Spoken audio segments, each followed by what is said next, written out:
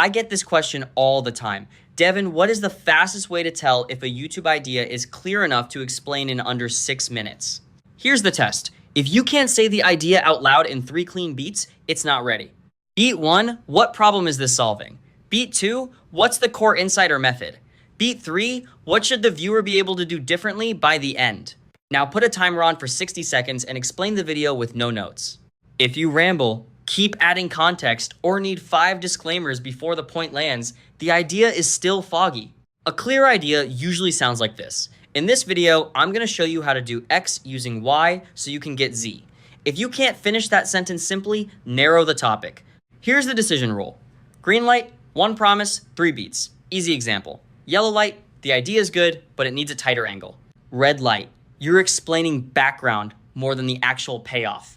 If you're organizing ideas in Satura, keep those 3 fields in the workflow so weak concepts get filtered before scripting. Fast version, if the idea isn't easy to explain, it won't be easy to watch.